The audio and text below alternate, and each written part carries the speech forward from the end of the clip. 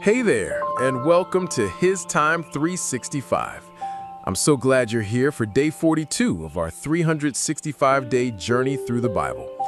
Today, we'll look at numbers 18 through 20, and I'll walk you through what happens, what it means, and why it matters. I'll share a summary and some insights to help you see the big picture and connect with the heart of the scripture. During your quiet time, I encourage you to read today's lesson in a Bible translation that speaks to you best. Now grab a quiet moment, take a deep breath, and let's spend a few minutes giving God His time.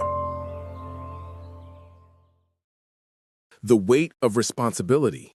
Lessons from Numbers 18 through 20. Have you ever felt the weight of responsibility resting heavily on your shoulders?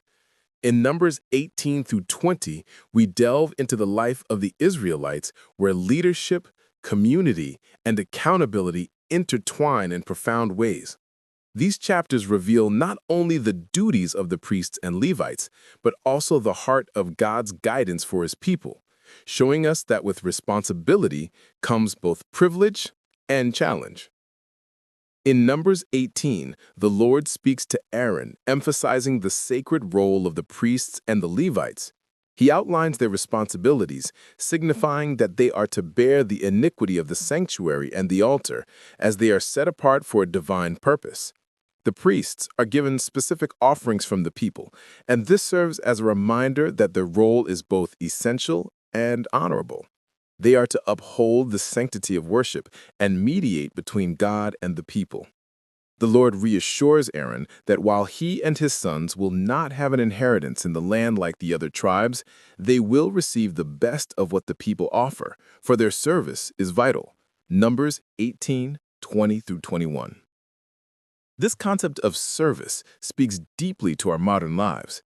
Consider a workplace where certain employees take on extra duties, ensuring that everything runs smoothly. They might not receive a financial bonus, but their efforts are recognized in the form of respect and the satisfaction of a job well done. Just as the priests were sustained through the offerings, those who serve in our communities, workplaces, or families often find fulfillment in their contributions even when they don't receive visible rewards.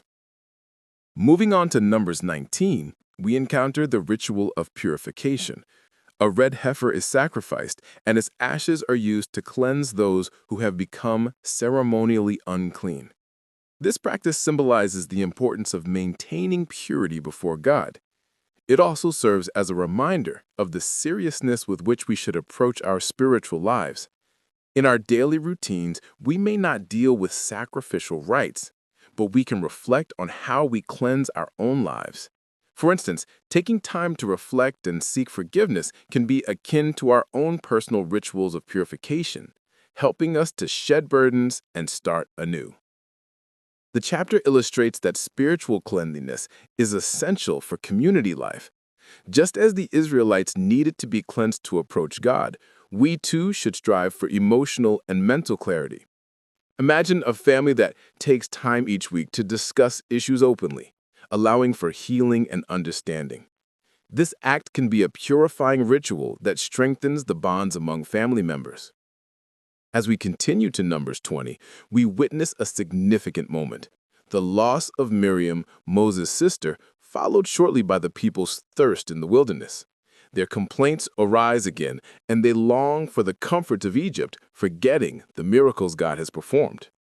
In response to their cries, Moses and Aaron seek God, who instructs them to speak to a rock to bring forth water.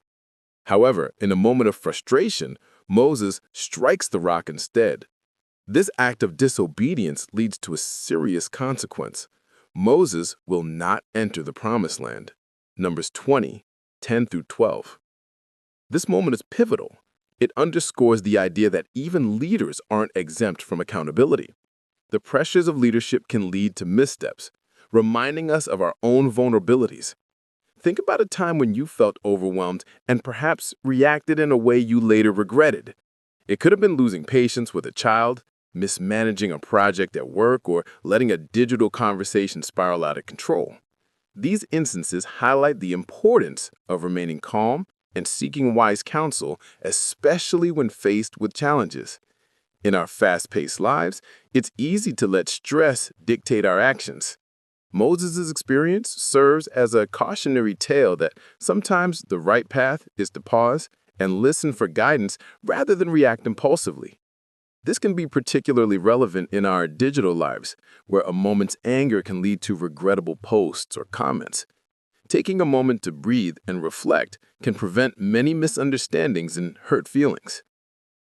As we conclude this journey through numbers 18 through 20, we see the importance of responsibility and accountability, not only in a religious setting, but in our everyday lives. The priests and Levites remind us of the honor in serving others. The red heifer ritual asks us to consider how we maintain our spiritual and emotional cleanliness.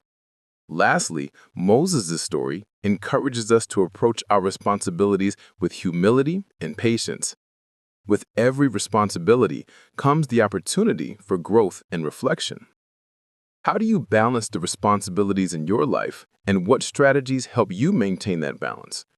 In what ways can we create rituals in our families or workplaces to foster openness and healing? Thanks so much for joining me today for HisTime365. Remember, today's reading is numbers 18 through 20, so be sure to spend some time with those verses during your quiet time. Tomorrow, we'll be diving into numbers 21 through 23, so feel free to read ahead if you'd like to prepare. If you enjoyed this time together, don't forget to like, subscribe, and tap the bell so that you never miss a day on this journey. I'll see you back right here tomorrow for day 43. Until then, stay encouraged, and thank you for giving God His time today.